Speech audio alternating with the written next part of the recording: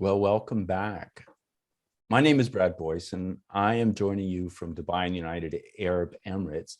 And this is Human Capital Management Impact, a weekly session where we talk to experts from quite literally all over the world about human capital, about an ISO standard, ISO 30414 on human capital reporting, and a lot of workplace issues related to that. And we're fortunate enough today to have a guest joining us from Canada. So we've kind of got Nick, the two Canadians, I believe, on our group of experts. Right. So albeit you're a resident Canadian, I'm a non-resident Canadian, but maybe we've got a slightly different take on this topic than some of the other people. I think that's one of the strengths. So without further ado, Nick, please do introduce yourself a bit more formally and maybe a bit about your background. You do have a very unique background.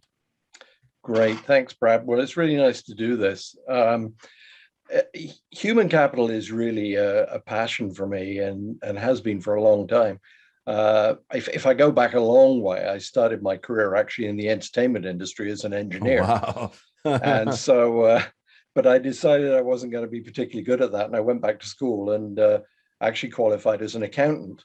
Okay. But what was interesting is as my accounting career progressed, especially as I got more senior, one of the things I got increasingly involved in is areas like service management and quality management, which of course naturally got me involved in people.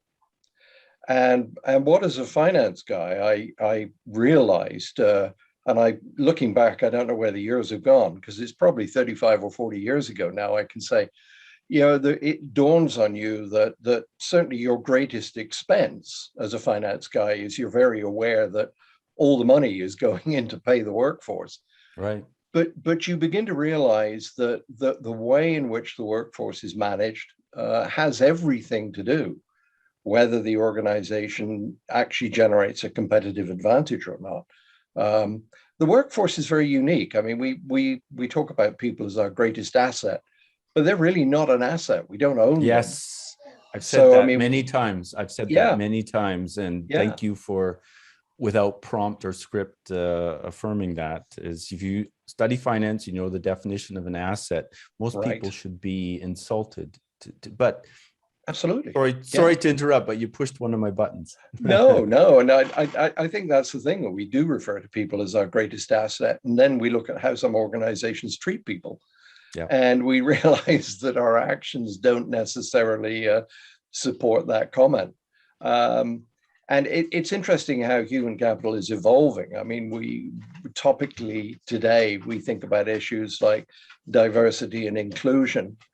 And we think about it related to minorities and women in the workforce and things like that. But it really is a much wider issue. It's about everybody in the workforce feeling included. And I have been a great fan over the years of everything you can do to enhance the culture of an organization in terms of making it a great place to work, which is extremely difficult. It's one of the toughest management challenges in establishing a workforce where people want to be there. And only if people want to be there are you really going to get the best out of your talent. And that really is, as a finance guy, we focus so much on the cost related to people, but that's really not the driver of value creation. The driver of value creation, yes, you can have the greatest talented workforce in the world, but if you don't create an environment where those people want to give everything, 110%, and can give everything, then you're not going to optimize organizational performance. So, it's a passion. It's fascinating, and I use that word fascinating too much if people are watching these videos over and over, but I mean it sincerely. Is, on one level, your background in finance, I don't know if you've watched some of the other videos, Nick, but 90% of our team have a finance background, myself included. And I think that's, although it's a small sample size, I think that's something to be said for that in terms of, and maybe in some of your writings and research, you've got some correlation or something related to that, but it is a very small sample size. But as you said, this idea of people, I think one of the really nice things about the times that we're in is this pivot point where organizations, even if they don't necessarily subscribe to it or they weren't indoctrinated in it, is that reality is coming to fruition in a sense, and you can't ignore it. And so where I'm going with this lead in too is the ISO 30414 standard. How did you become involved in that project? Well, I originally got involved because I've always been interested, as I say, in organizational culture. That's been a focus for me. And one of the things I heard about was this ISO group called TC Technical Committee 260, was working on the development of management standards for human resources, human capital management. And so very quickly after sort of volunteering to join the Canadian committee, I ended up as chair for a couple of years of the Canadian TC 260 committee, which of course opened a whole portfolio of work that was going on under the technical committee, and quickly got me involved in working group 2, which is the metrics working group. And so I'm currently, even though I gave up as chair this year, I remain on the working group for the human capital metrics, very, very ably led by Neil, who's based in Australia, and is again a very, very global group. And what is very interesting about the whole area is that we're learning as we go to a degree. If we look at many of the metrics that Working Group 2 has built into the because our job has really been developing the technical specifications to help people implement ISO 314, which is guidelines for internal and external human capital reporting. So we're sort of developing the technical specifications to say, here's how you actually use those particular metrics, should you want to adopt them. But let me take you back, though, because I think what's important is not just the ISO standards relative to human capital. And I go back to the point that you were making earlier about evolution, and the time is coming for human capital. Back in the this begins to date me, I know, in the 80s and 90s, one of the big issues around management was quality management. There had been a very heavy competitive inroads made into North America, in particular in the automotive industry, but in many other industries, and by in particular Japan. You could look at organizations like General Motors, who over the years have lost like half of their market share, which is very, very significant. And one of the key realizations was quality management is not about the inspectors on the line inspecting quality into the product. It's about how you run your organization, how you manage your processes, including how you manage your people, that actually creates a quality product at the end of the day.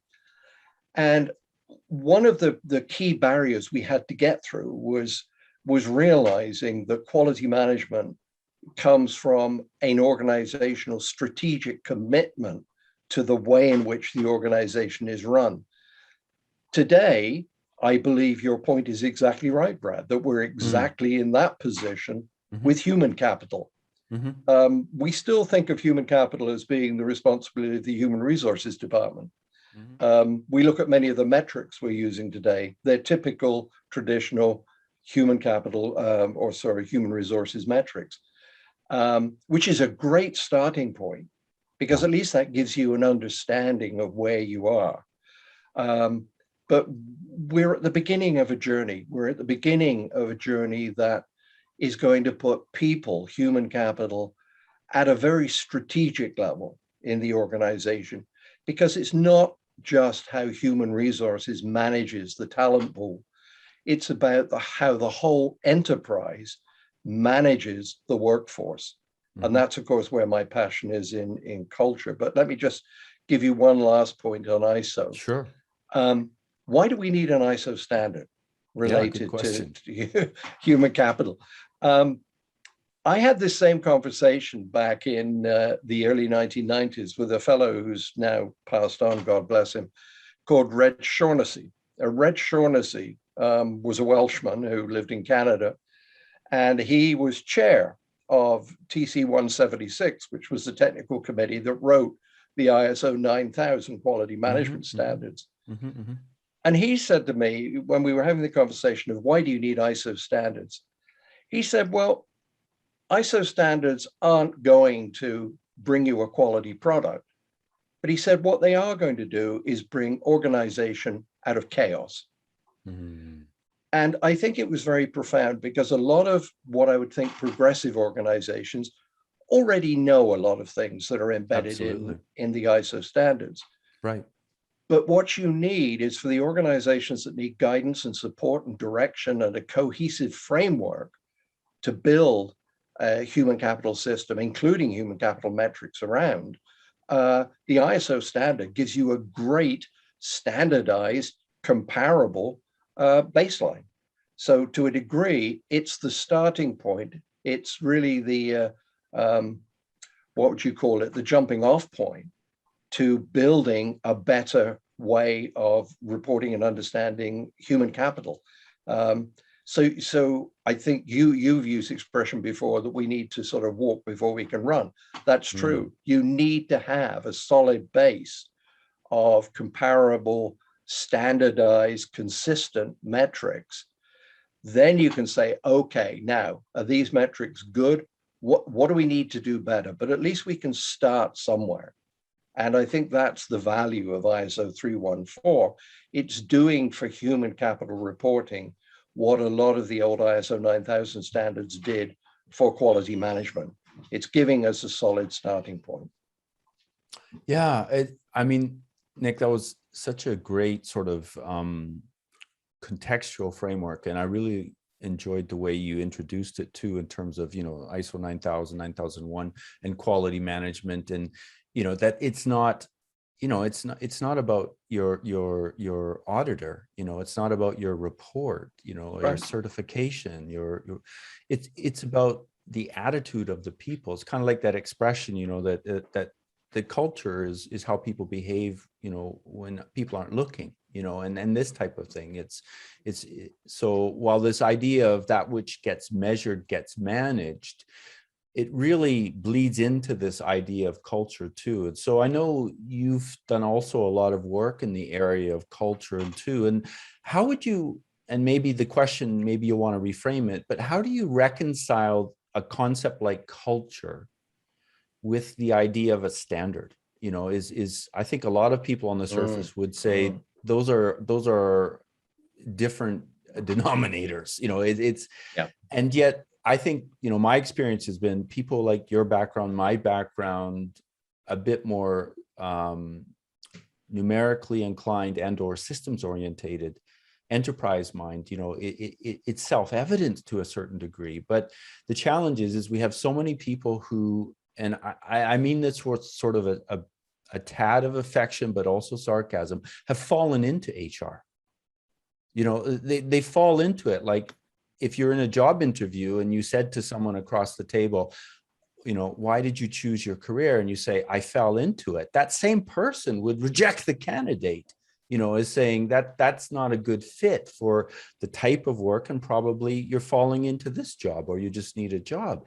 Yet you and I both know that so many people around the world working in HR, they'll tell you. And so, I leave it up to you to pull a consolidation of that sort of cloud of thoughts. But culture and standards, how do we make those two fit together in a mutually beneficial way? That's the sort of question that's always risen, I think, around the whole issue of standards. I mean, it used to drive me crazy in some organizations where I was involved in helping them put ISO 9000 in for a quality management system, where people would turn around and say, this is going to destroy innovation in the company. Yeah. This is going to straitjacket what we're doing. It's not going to allow people to change things when they see a better way of doing it. And everything that we've learned from well-managed organizations is they need to be innovative, they need to be creative, they need to be flexible. And by the way, those are all human qualities. Nice. So, you know, we can't talk about an organization being innovative and creative and flexible and agile and all of the things we drive it to be without saying it's the people. It's not the organization that does that. It's the people in the organization. So if we think about change and we think about organizations need to change, and that's really a constant these days in business, sure, if you want to remain competitive, you need a method of making sure when you change that you know where you were when you started, you know what it is that you're changing, and you can cement where it is you want to change to in the future. A great example of where this helped in the quality management area and where it helps, I think, in human capital is that very often organizations would find better ways of doing things, but because it was never documented, it's because it was never built into the training programs, because it was never sort of embedded in the way that supervision was trained, very soon organizations slip back to doing things the way they used to do it. And one of the advantages of standards is you put a discipline in place that as you change, you make sure that that change is cemented into the organization for the next cadre of people that you're going to train. So it's a way of as Red Shaughnessy said, God bless him, of instituting order out of chaos. You know, because the volatility and the speed of change these days is so significant. We need to have some way of making sure we're still in control. And I often say to people, control these days is about being just in control, because you don't want to exert too much control. You want people to have, time to space to think and change and play and innovate and create. But you also need to have some level of control around that so that everybody else knows what's going on. And I think part of that is the role of a standards framework. Well, you used a keyword that really caught my attention, and that was discipline. And I think most HR professionals with, even just a few years of experience will come to learn that there is a technical definition of discipline that is, there's other ways of framing it, but it's not punishment, for example. It's structure. It's a good thing. And but you also got me thinking about another reality of the HR profession is the vast majority of people who work in HR are department of one. Oh, so yeah. it gets me thinking that, okay, and I've been in that role, department of one, and who would you be documenting the system for? And that's why I've become an advocate. I was in a conference in Oman a couple of years ago, and a couple of young Omanis came and talked to me, fresh graduates, and they're saying, Mr. Brad, what would be your recommendation for getting a career in HR? And I said, you're probably not going to like what I'm going to say, but get a job in hospitality, get a job in retail, in a large organization where they have systems in place. And by definition of what they do, a service more than a product, they're going to have good people operations in order to be successful. That doesn't mean they're outstanding, but they'll be out of business if they don't. And I sincerely believe hospitality, if you talk about apprenticeship programs for people in HR, it should almost be required. Go work for 2-3 years in hospitality. And certainly there's a lot of opportunity in that industry, but it's not something that a lot of, people who've, if they've invested in, say, university education, business school, maybe a master's degree, they start to develop a bit of an attitude about where they can best apply their HR. And, I think one of the least impactful places to work in HR are going to be in like a professional service organization, a law firm or something like an architectural firm, because you have so many people who are professional subject matter experts. There's almost very little you can do as a peer, stretching to be a peer, other than be personnel for that group of independent business people.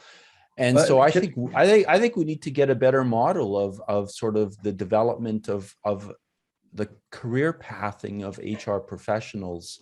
And I certainly believe that things like the ISO standard are an imperative related to this. So please go ahead. Yeah, I mean, I think I have to. I'm not take you to task on your definition Please of HR, do. but I think one of the big challenges we have with HR is HR management can do a sterling job in having the right policies and procedures and structures and pay programs and compensation frameworks and everything else in place. But one of the things that they can't deal with is how people are treated individually in the organization.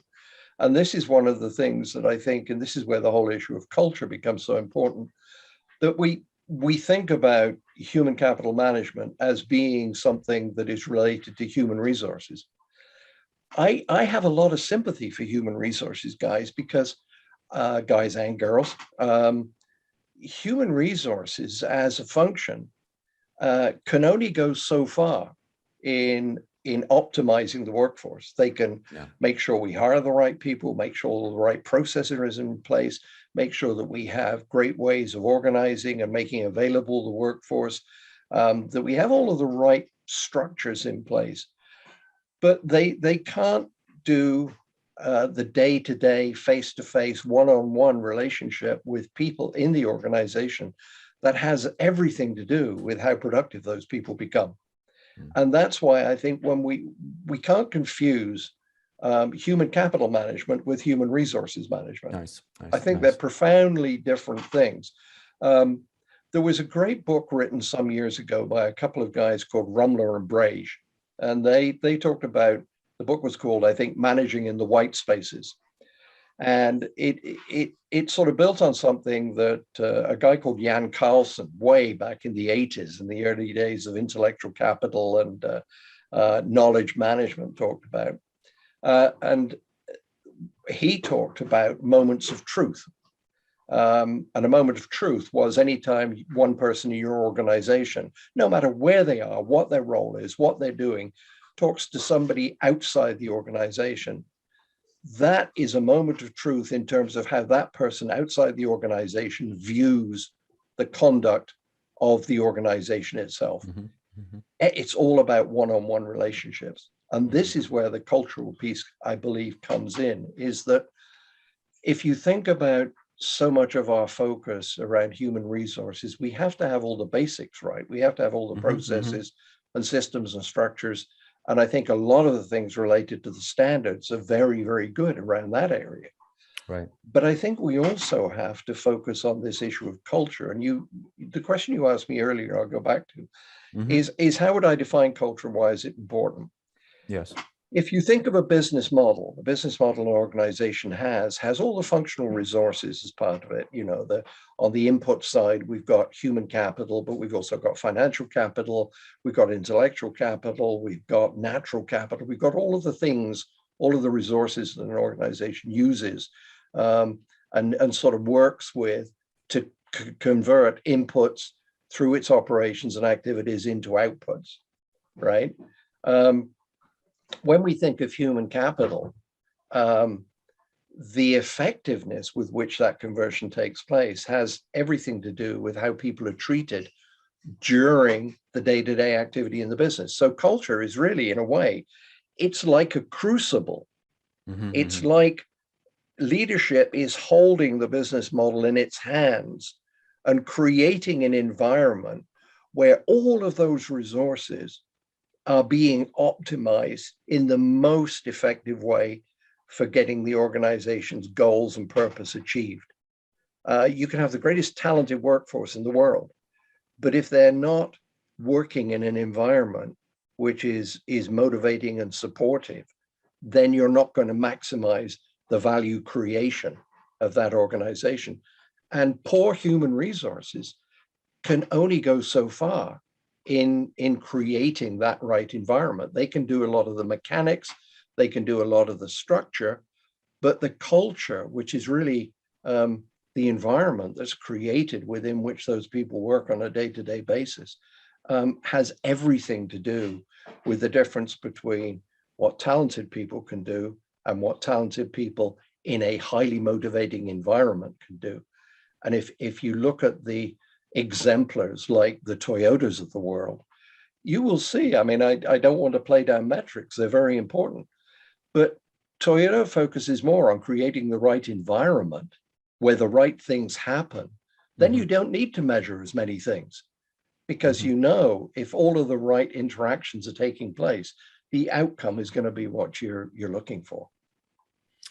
That last example really hit home with me in the sense that one of the historical comparisons that I've been making in a thought experiment is, you know, when you think of standards, maybe some people think of Henry Ford, assembly lines, interchangeable parts, you know, and certainly that's the tangible, physical, industrial approach to standards.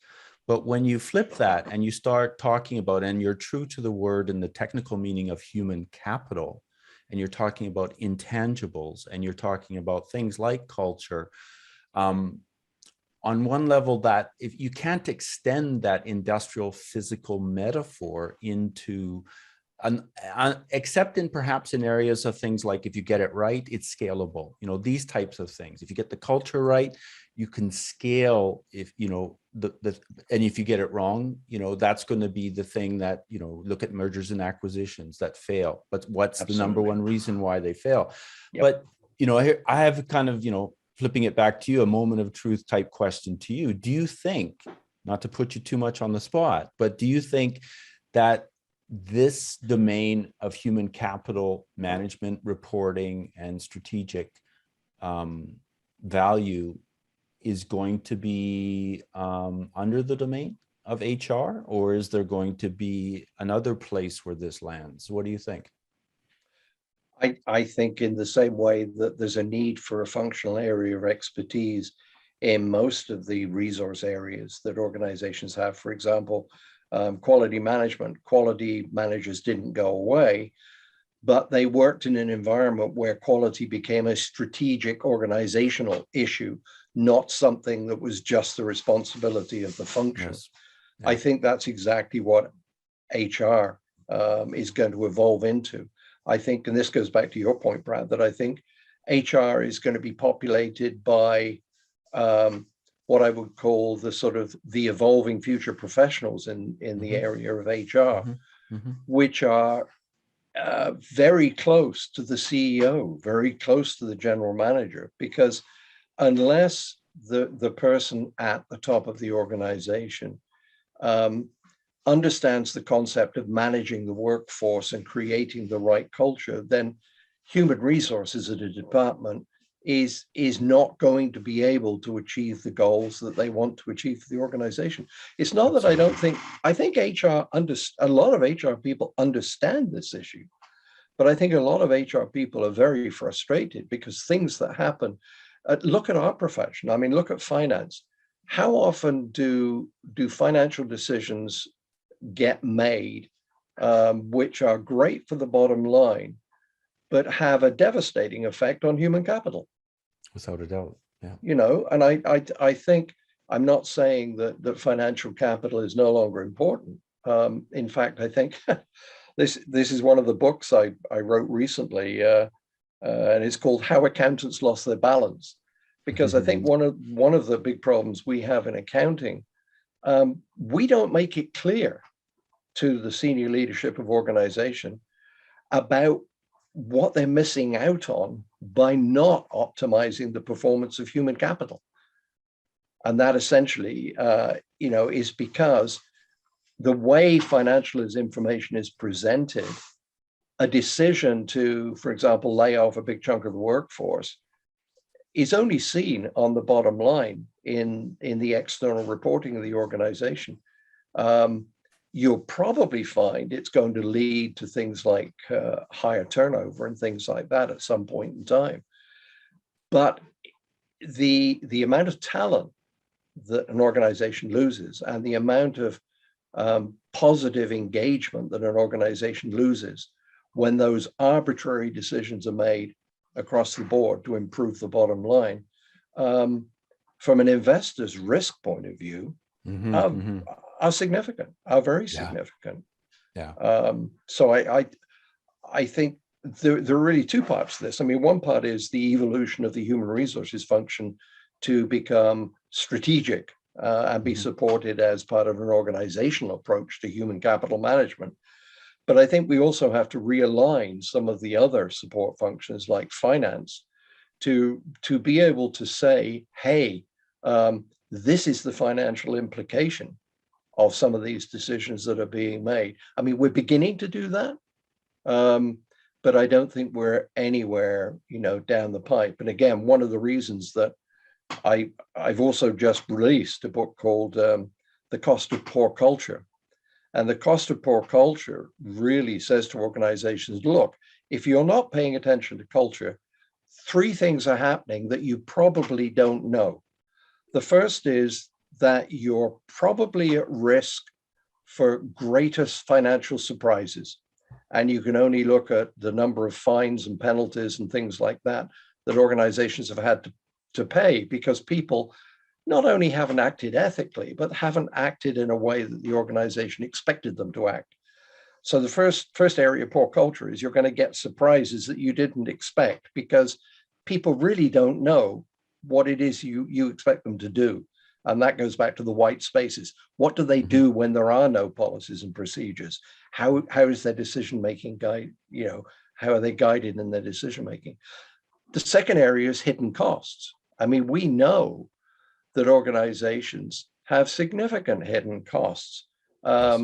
Lack of cooperation, lack of collaboration, turf wars, protection of territory, not sharing information. I mean, these are costing organizations significant amount of money. They're driven by poor culture. Yeah. And the third area is, of course, lost opportunity, because Mm-hmm. we talk a lot about innovation and engagement, but culture, creating the right environment, allows people to, in fact, use the talent they've got for the betterment of the organization. The more hierarchical and controlled you become, then the more risk there is that people saying, you know what, I'm not going to take the risk of trying something or making a suggestion. And Oh, that's so true. That is so true, and one thing that I like that's occurred just in, to say the past 10 years is, we used to talk about these things 10 years ago. Now we have, research and evidence to support what we're saying. Back then it was anecdotal. And I think that's part of the tipping point that we're in. So Nick, I'm cognizant of our time. I want to, I also want to, accountants lost their balance. I hope people caught that. That's a brilliant title. That's brilliant. But the last sort of question I want to leave with you is sort of your vision, and we've asked this to everyone in the Raise the Tide group is, let's say you and I are having this discussion 2 years from now. In an ideal situation, what's changed to demonstrate the benefit, the improvements that have happened in the market, in the workforce, as a result of, not exclusively, but things like this ISO standard being adopted at a broader level? Well, I think my vision would be that we can show progress, that we've continued down the path of the evolution of human capital reporting and the maturing of the human resources function to underpin and support that. But let me point out to you, Brad, and I think people need to be realistic about this, is that if you look at some of the existing frameworks, the GRI framework, for example, which has a lot of capital reporting in it, if you go back to 1987, I think, which was when the Ben and Jerry's ice cream first came out with their people, planet, and profits, triple bottom line reporting. We've been trying to figure out, what are the right metrics for people reporting for over 30 years. This is not new. If you look at the development of the Integrated Reporting Council, which was formed in about 2012, came out with its guidelines in 2013, and has just recently come up with its updated guidelines. we're still learning and figuring and experimenting and trying to develop what it is that we really need to be able to report on and understand about human capital management. So I don't think, setting ourselves a target and saying 2 years, we're going to see massive changes. I think we're going to see an ongoing cohesion. We are seeing, for example, this year has been interesting, not only because COVID, I think, has really helped people realize how important culture is and the engagement of people even when they're not together. But we've also seen the coming together of different bodies like the IIRC coming together with SASB, Sustainability Accounting Standards Board. So I think we're seeing some cohesion in external frameworks. And I think a very important role there is the role of ISO 3014, 30414, because 30414 is a globally recognized, consistent approach to the selection of what metrics you want to use and the way in which those metrics would be created. So recently, at the end of last year, the World Economic Forum came out with their guidelines for sustainability reporting, which has a human capital section in it. And you can see in their particular, which is sort of one of the most recent ones, that they are merging towards, they have integrated some of SASB, they've integrated some of GRI, they've integrated some of the climate change activities. They've integrated, actually, interestingly enough, one of the ISO standards related to the financial calculations related to climate change. So if we continue down that path, we're continuing down a path of, I think, coming together and focusing on what are the right things. So we're reducing the proliferation of frameworks, which I think is a very important thing to do. And as I say, I think ISO 30414 has a very important role to play there, especially as we begin to see organizations like the SEC saying that human capital reporting is now going to be mandatory. Well, great. If you don't know where to start, it's going to become mandatory if you map what's in the legislation, the draft legislation, because it hasn't been approved yet, I don't believe. But if you map what's in the draft legislation to ISO 30414, there's a high level of consistency. Yes. So the good thing about ISO 30414 is it's not the answer, but it's about 70% of the answer. So know if you go down that path, you're probably going to satisfy a large number of the other reporting requirements. So we have to move towards some level of consistency. Otherwise, the users of reports are just tearing their hair out. I mean, when you get human capital reports of over 100 pages just for human capital, and you figure we've got 6 capitals, right, that we should be reporting on, that's 600 to 700 pages of information that somebody would have to go through. So I think we're in the sort of expand your thinking area right now. What I hope that we're going to see in the next few years is beginning to come down to the critical few. We're going to be asking ourselves the question, where are the key linkages between human capital performance and value creation and sustainability at an organizational level? And this is typically the way that problem solving works. You open up to get the best ideas, and then you bring those best ideas together and focus on the ones that are going to give you what you need. We're on that journey right now. I think that's such an important point, Nick. And you said it so well. And I'm going to try and consolidate even more and correct me if it's misaligned. But, I think back to, my formative education in finance was GAP Foundation.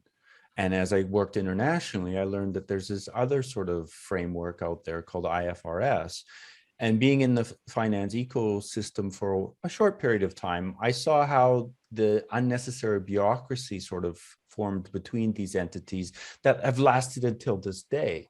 If you can start with a generally accepted international standard, like you say, use the number 70%, like that should be very enticing to stakeholders rather than, okay, let's look at the North American standard, let's look at the European standard, let's look at this, the Asian standard. This is born global, and that has such advantages that I think a lot of people may not appreciate at this point in time.